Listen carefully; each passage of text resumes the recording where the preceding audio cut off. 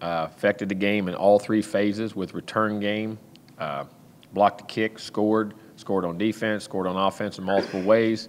Guys did what they were supposed to do, played hard and played thorough through the game. What I mean by that is not get complacent in the game, and the young guys who got opportunities took advantage of them, played well, development, no let up, and you had a little bit of jitters at times, but those guys have to go through those things and got extended plays. Instead of playing 8, 10, 12 plays a game, now you see them play 25, 30, 35 plays a game, and what that feels like and how they got to play and the mindset in which they got to have to be able to do that. So all those things got accomplished, and very proud of our team, the way they competed in the game and played in the game and executed in the game.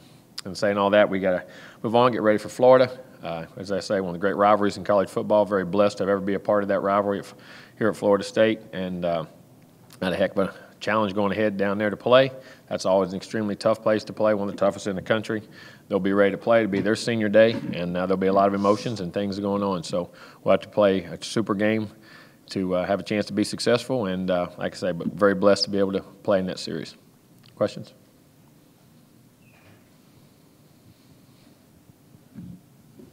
Jimbo, their performances at home seem to be different than they've been on the road. I mean, even the games they've lost have been really close games. Have you seen them play with more confidence or I think teams they've played, and of course you do. A lot of teams feel much more comfortable in their own venue. So, and it obviously seems like that with Florida, because again, they got a great home crowd. Stands are always got great crowd, great environment, great atmosphere. So it makes it good to play in. That's for sure. And they have played well.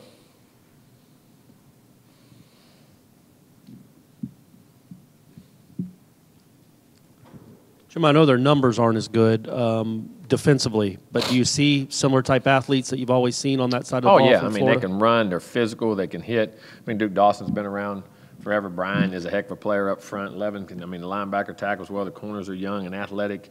Let's see, C.C. Jefferson, C.C.'s been around. We recruited the heck out of him. He's a great player up front.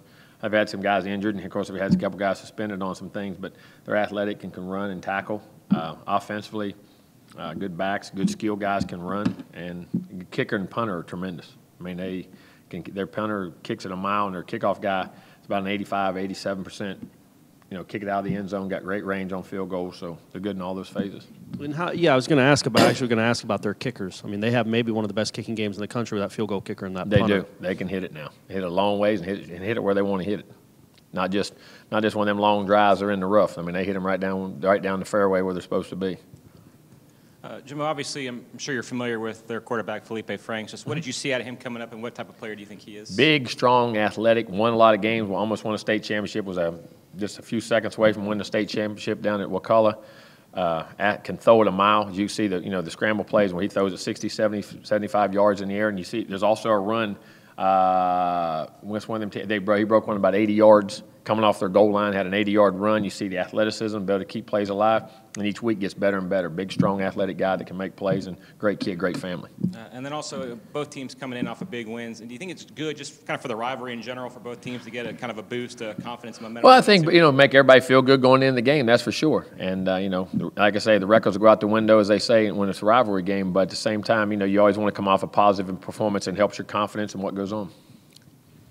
Coach, Derwin got his first pick six last week. Seems like he's coming along the last few weeks. What have you seen out of him in the last few weeks where it seems like he's finding those big plays? Getting in the groove to playing. You got to remember, he started partially as a freshman, still finding his way, and then all of a sudden gets hurt right off the bat, as a sophomore. And then he comes right back to play at the beginning of this year, and everybody's got this world of expectation.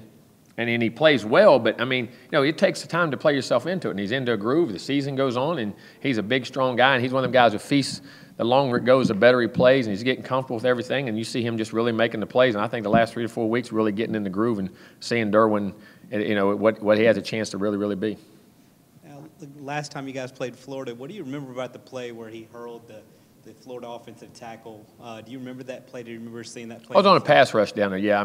Again, what happens is it's not just the power, but what generates that is the speed. He's starting to come off the edge, so those big guys got to hurry so much, and it catches them off balance. And then those great athletes can stick their foot in the ground, change direction, and catch you when you're not on your most powerful angle and throw you. And I think that's one of the great things about speed edge rushers or big safeties that can rush and blitz, that they generate the respect of the edge what you got to get to, and sometimes you got to get to it so fast as a big guy, you can get caught off balance, and they can rechange, and then most safeties don't have that power to come, to transition back into like a normal linebacker or a defensive end, and he does, and he got a great rush on that play.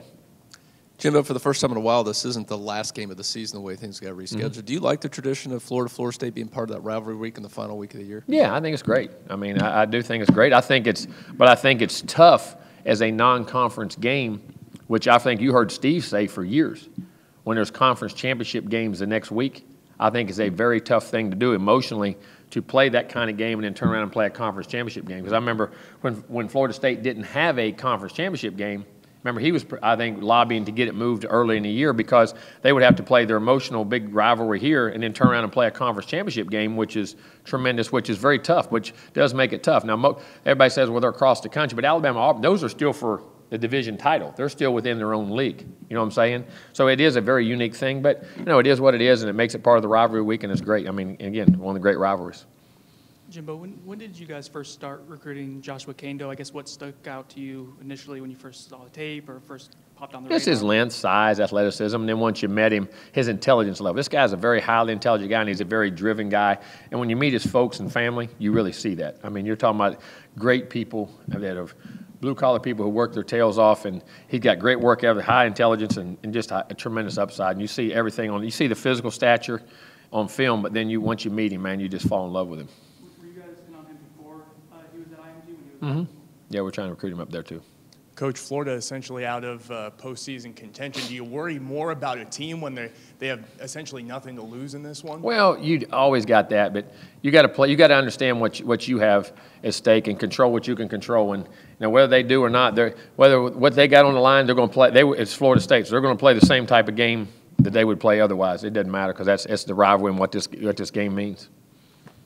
Jimbo, I know Derwin was feeling all right after the knee, maybe towards January next year, but did you sense any apprehensiveness from him playing? No, not at all. Not one bit. I mean, it's the opposite. Trying to go 1,000 miles an hour too hard. I mean, he's never been apprehensive in any way, shape, or form that way. I know James played the first half, was pretty efficient. What were some things that you wanted to see him kind of work on based on his performance? Well, again, just making decision, process, managing the game, why you're going places, ball placement, how quick you're processing the game, what you're seeing, and when it's coming out of your hand, all those types of things, and, of course, the accuracy and finishing the plays. All right, we'll go to the phone now. Gary, go ahead. Yeah, Jimbo, we figured Randy Shannon as a combination of a player and coach has gone against Florida State 23 times in his career.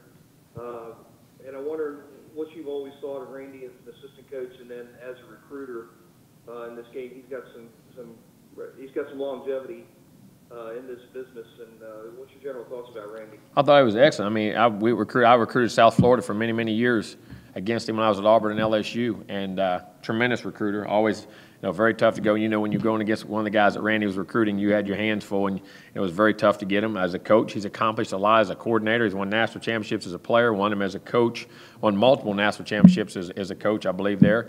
And, I think one year won the Frank Broyles Awards, the Outstanding Assistant Coach of the Year, and did a great, has been a head coach and had success there too. So I think in all phases, Randy's, business, you don't stay in the business as long as he has, accomplished what he's accomplished and done what he's done if you're not a heck of a coach. He's a great guy. He's a very good guy. I've known him a long time. Like Randy. I like Randy personally. And I think he's a good guy, a very good coach, his assistant, head coach, and all things in which he does.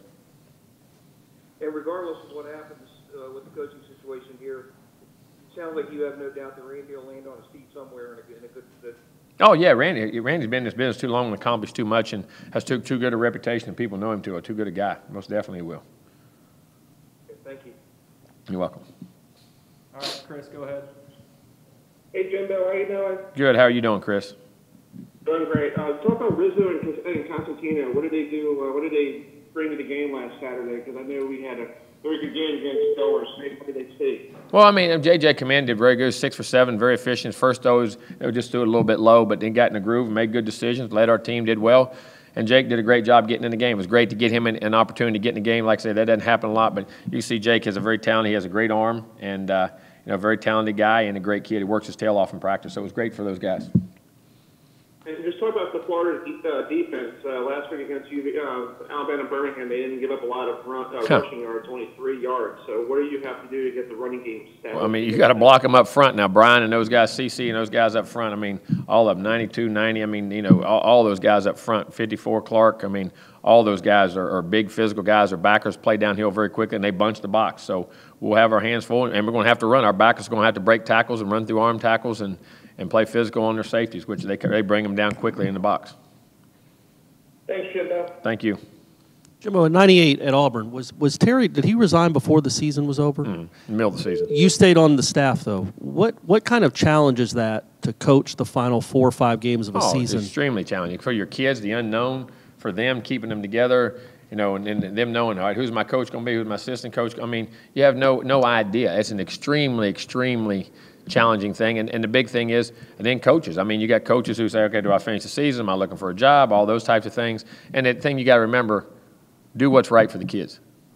Do what's right for the kids, and that was the thing that was right. And it's, you know, because they have so much uncertainty around them, and they only get a 4-year window to be able to do this. So, you know, it was very good to keep those kids together, meet with them a lot, talk with them a lot, and try to keep them together so you can finish the season. You were a young coach though. How did you handle it? Same way, just same way. Just did what's best for the kids. Always thought about things, you know, what's the right thing to do and who's the most vulnerable here. And I've always said this, whether you're a coach, an AD, a writer, anything you got, none of y'all would have a job. We wouldn't have a job if it wasn't for the kids. That's what you're writing about. And at the end of the day, it's what it gets back to.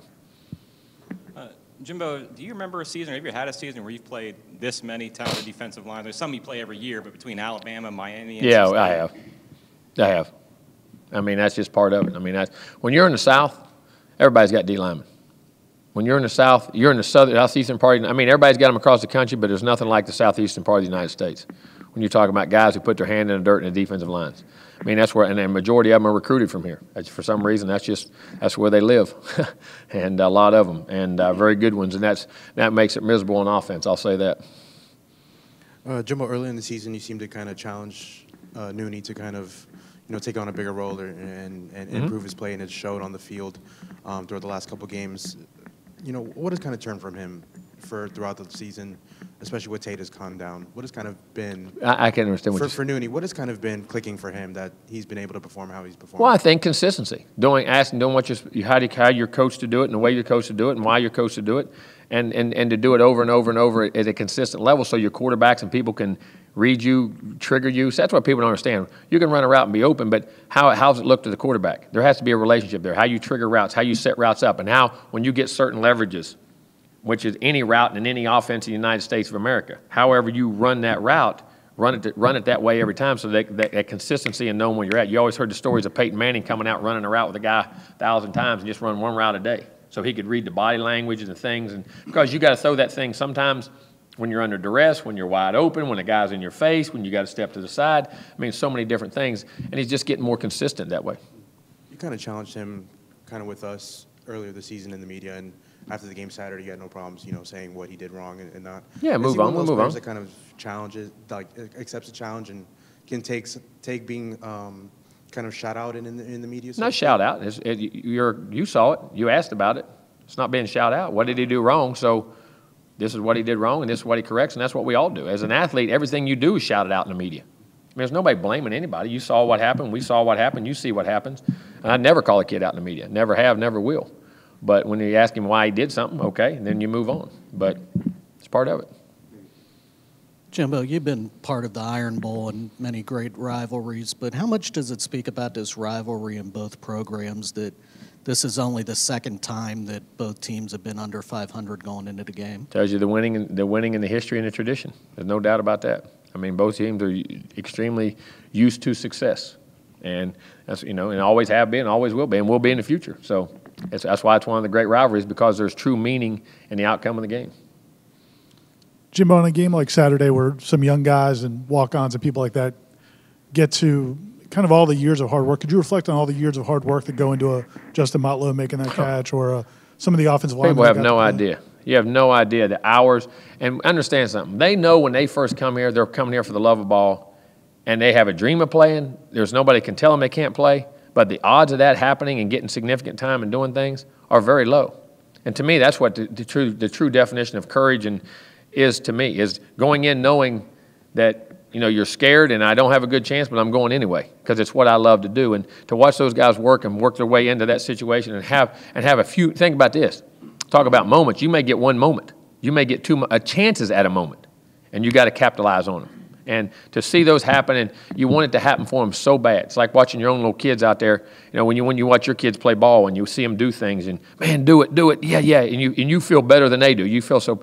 It's watching. I'm not, but it's just because you know the hours and the hours of work where no one looked at them and appreciated. Yeah, go do it again.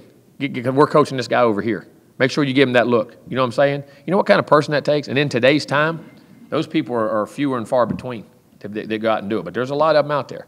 And to watch that, man, the joy, it makes you so happy. I mean, so happy. Because what if that's your child? I always look at it. What if that was your child? I mean, and you got to try to do that over and over and over again to get a chance to go through practice and to get me my one opportunity in one game a year or 2 games a year or 3 plays a year or 5 plays a year for me to walk on that field like everybody else does. Man, that's what it's all about. Coach, Florida might not have a chance of making the postseason, but you guys most definitely do. Is that something you guys talk about this week? Or there's so much to talk about with this game? We always say that's part of our goals. We always remind them. We always talk about the 40-35, and we always say that, you know, just out of respect, you know, remember that. But then you move on, and what do we got to do to have success this week?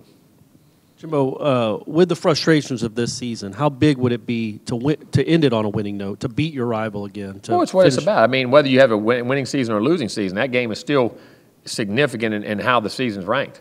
I remember we were 12-2 and we lost to Florida that year and won an Orange Bowl and everybody was mad. And we won the ACC. First ACC title they'd had in over 8 years. We won an Orange Bowl that year and won 12 games the first time. First New Year's Bowl in over 13 years, people weren't happy. So just as happy you were over there, you're just as unhappy when you win and lose. So, and it was the only time we've ever lost to them. So, I mean, I can remember that season. I mean, not bad, but I mean, that's what that game means. So playing your rival means a lot. Jimbo, Erman Lane also celebrated Senior Day in the last game. You know, his career coming in as a 5-star receiver and moving positions. What can you say about him kind of being kind of like an ultimate team? Did a great job. Did everything we've asked him to do. Has worked hard. Had some unfortunate injuries. Had a foot injury and some different things at times that have hindered him. But at the same time, he's worked hard and we're great. And hopefully he can, you know, if he has a chance to prolong it into the next level, we'll never know. We'll wait and see, and hopefully he does, and hope he gets the degree and does a great job. But he's been everything we've asked him to do. He's made plays at offense, on defense, special teams for us. So great kid. I had a facility question for you. Why is it so important to kind of have We can't talk about facilities. Ain't that right? We ain't allowed to talk because you write articles about me talking about facilities. Now I can't answer a facilities question. So which one of you teed that one up? We can't talk about facilities. We ain't allowed. It's inappropriate, right? Okay. So now it's inappropriate? It's inappropriate. Okay. We ain't allowed. Corey said so. Corey said so. Your buddy in the Democrat said so. He's trying to get another article out there. See? Oh, okay. No, I'm laughing. What do you ask your question? What do you want? Just the importance of having a centralized facility. You have no idea. The efficiencies of time, the time constraints you're on for the efficiencies of players, for their time between meetings, study halls, class, student, because their time is on their days are strung out so, have no idea today's time. It's 10 times what it was even 10 years ago, the schedules they're on and what they're asked to do. And when you're wasting time in between, you're wasting development time for them. And when the buildings can't flow and you have the facilities and all the things that help train them, it just makes the deficiencies grow. Excuse me, drop these guys. Jimbo, DeAndre wasn't at the game on Saturday. Is there a policy on injured players coming to games, or No. is it just player discretion? Player discretion.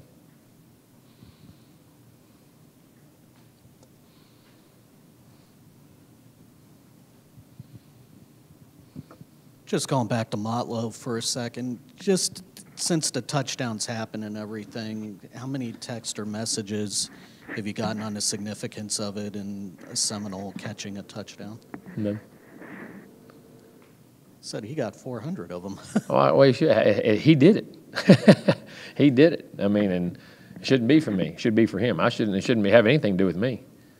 It should do with him. He went out there and worked it and did it himself, and he gets all the credit and all the glory. Should, 1,000%. He earned it. Did you call this play specifically for him? Well, I thought it was a nice play for us to succeed, and I thought he would have a chance to catch that ball. But again, you don't know what the defense is going to do. You don't know what the rush is going to do, and the quarterback's got to see the right, see what you see and the leverages and all that stuff. I mean, so. Jimbo, how can playing the game at Clemson, which is obviously a tough venue with your freshman quarterback, and now going into it is also a really hostile, tough environment at the Swamp, how much does that help Experience. some of the younger players have that experience of knowing what you're going into? At least you have, people say what it's like. Oh, that's what it's like. You know what I mean? So, I mean, anytime it's like you or anything any of us do, if you've done it once, well, at least it gives you a life's experience to relate back to hey, this is what I expect, this is what's going to happen, and this is how, last time maybe I didn't do that well, or I know I got to work on noise a little bit more this week. I got to, my communication skills or making sure I'm talking to people where they see my lips move and not, because a lot of times you'll talk as a quarterback when you're at home, you'll turn and they can hear you, but when you're on the road, you got to make sure they see your face, they read your lips. Little thing, how you check a play, am I getting, sometimes you can do it from back here, sometimes you're on the road, you got to walk up. I mean, all those little experiences that you think you could do, but you know exactly what you got to do. Those kind of things that can make a huge difference in.